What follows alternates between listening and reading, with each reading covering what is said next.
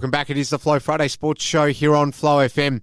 Time to talk some Hume Netball with Aimee Riley, our correspondent from that part of the world in 2024. And it is great to be back with you, Aimee. How are you? I'm great. Thanks, Alice. How are you? Not doing too badly at all, as has been the case for Henty this season in the A grade. But few go to Osborne and win, right, Aimee? Yeah, absolutely. Osborne had a great game, and Henty really came out firing in this game.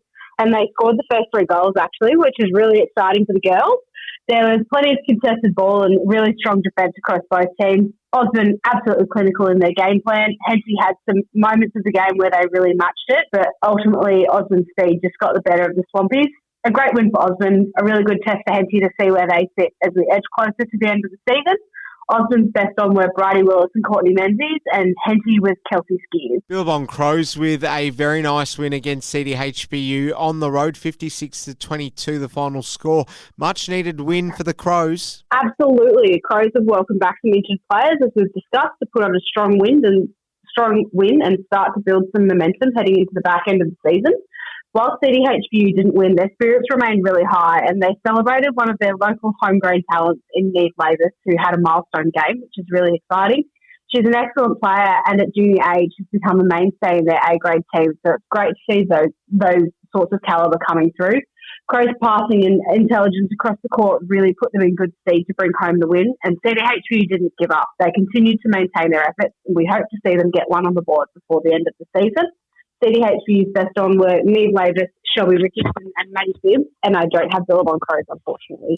The Randwell Bundry-Walla Giants, no match for Holbrook in the end. How'd you see that game? This was a really interesting game between two teams who are fighting for final spots. As we've discussed, there's probably 4 teams at the moment and 3 spots, so one of them will miss out.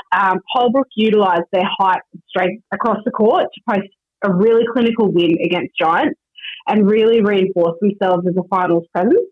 Holbrook got the early lead and they were able to capitalise on every opportunity. For Giants, I have no doubt that they will take plenty of positives out of that game, and they'll look to use the opportunity to build and try and clinch one of those final spots. Holbrook's best on were Claire Marriott, Georgia Keogh and Amy Platt, and Giants with Courtney Emerton. Colcanna having a coming-of-age season.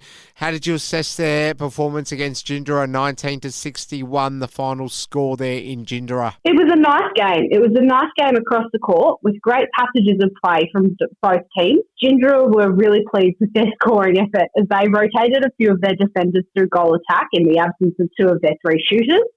Colcan had a really good crack, and unfortunately they couldn't match Jindera's height and speed, and they weren't able to capitalise on their possessions. Colcan will take a lot of positives out of that game in terms of their turnovers, defensive efforts, and transitioning the ball from defence into attack. And no doubt, Jindera will be looking forward to having 2 shooting specialists back in the team. That's always handy. Jindera's best on were Ellen Cook and Emma Wellington, Colcan, Ella Travaskis, and Bobby Lee Sutherland. Between the Brocklesby Burrumbuttock Saints and Lockhart, we got the closest game of the round.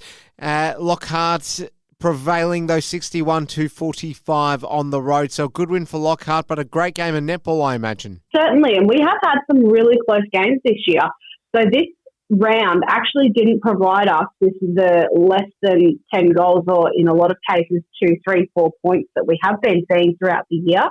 From all accounts, it was a really enjoyable game for both of these teams as well. After a really close first quarter, the game was very tight coming into the first break.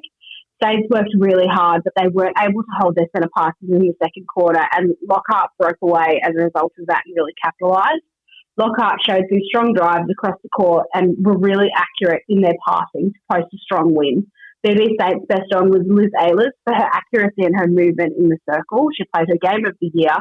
And Lockhart was Chelsea Hosey and Claudia Purcell. All right, final game from the round saw How Long getting up 72-39 against the Pies. I'm not sure they probably got out of first gear for that one. A great win for How Long to be able to post the highest score for the weekend, and also to Murray Magpies for posting nearly 40 goals as well. It was certainly a attacking friendly game with lots of movement in both goal circles. It was a really high-scoring game, and Magpies did well to keep with them and stick it out with a team that, as we have discussed, is young and new, but improving so quickly under the tutelage of Liz Galloway. They really are keeping the rest of the competition on their toes, and no one's ever quite sure what they're going to bring, and they have certainly pushed some of their top teams. How Long were absolutely clinical in saying that, and Nicola Lane by herself put up 50 goals. So she's certainly one to watch in finals and will be a dominant force. How Long's best on were Nicola Lane and Jazz Fisher, and Mo Magpies were Ash Purtell and Alyssa Wiedemeyer. Narratives left, right and centre as far as the ladder's looking right now. We've got the top three battling it out. Jindera on 40 points as the top place side, then Osborne with 36 points in second, and How Long with 32 points in third. But then fourth through to about 10th, I'd say, Amy's also quite interesting because we're still not really in a position to make a call there as far as which sides might get into finals. So what do you make of the ladder at the moment? Yeah, absolutely. As I mentioned before, that fourth through to seventh in particular, there is not much that separates them. Giants are only one game out of the six currently, and Giants and Henty have a very even percentage. So one good win for Giants, they could leapfrog Henty. Henty and Giants both have a good run into the back end of the season, and Billabong Crows certainly do as well. So I think looking at the potential for all of those teams, especially Billabong Crows now that they've got some of their girls back, Giants have been meshing really nicely. Henty, as we have already seen, have the ability to push those top teams. It'll be a really great run into finals, and it'll be very exciting to see where it finishes. That it shall. Let's take a look at round 11. Culcairn up against Holbrook. Who do you like? Holbrook for me at the moment. Culcairn have made some really great strides this season and have certainly improved a lot and are working really hard. But Holbrook are tall, they are strong, they are well drilled and very consistent. It will be hard to get away from them. Lockhart have the chance to potentially do what no one else has been able to do this year and cause an upset at home to Jindera. How do they do it? Absolutely. Lockhart have had some really great games, and when they are on, they are absolutely firing. Consistency will be the key, and making sure that they're capitalising on every opportunity that they've got with the ball. Jindera, I believe, still have one or two players away, so it'll be interesting to see how that works as well, and if they utilise players from grades below to sit on the bench. I think this will be a great game in terms of skill level. Lockhart have some fantastic players and some really great up-and-coming talent. Jindera for the win for me, but I certainly think Lockhart will ruffle some feathers. We might get a tasty game between Billabong Crows and the Brocklesby Brumbutic Saints. Could get an intense affair. What do you reckon? Yeah, certainly. I mean, BB Saints, they are, make no mistake, regardless of where they sit on the ladder, they are a young team that have a lot of skills, and they have some really mature heads in their team as well that have a lot of experience. So I would not put it past them for an upset. As we've mentioned, Billabong Crows have been building really nicely. They are starting to get a bit of a run on now, and they certainly are not a team that I'll write off finals. Billabong Crows, for me, are the tip, but I expect that, like you said, this will be a cracker game. All right, Henty, they should probably be too good for CDHBU on home soil. What do you think? Oh, look, I'd love to see CDHBU get an upset this season. I would love to see the girls walk away with a win. They have remained so optimistic. They're working so hard for it. In saying that, Henty are starting to really click at the right time and are starting to find some consistency and put together some really good passages of play. They kept up with Osborne for a lot of that game and had some really fantastic times throughout that game. So Henty for the win for me, but I would love to see it upset at some point as well. Osborne travelled to Urana to play the Murray Magpies.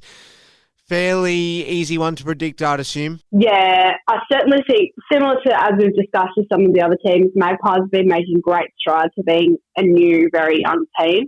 And they have absolutely had, I think they've got 3 wins on the board for this season, which is fantastic for them and certainly has helped the girls get a bit of momentum and get up and about a bit. Osborne, as we know, dominant force. They really are playing some incredible netball. Their attacking end is absolutely lethal with the combination that they have in there. So whilst I know that Magpies girls will give it their all, it's Osborne for me. All right, finally, can the Giants cause a bit of a stir in Wowbundry against How Long? Yeah, this will be a really interesting one, I think. Giants will be hungry and keen for an opportunity to get one back and really still continue to carry their form forwards and not let the loss from last week get to them. How Long have had a fantastic run. They are playing some really lovely netball. So I do expect that this will be a relatively close game, I think, but it's How Long for me. Aimee Riley, that's where we'll leave it. Great to catch up again.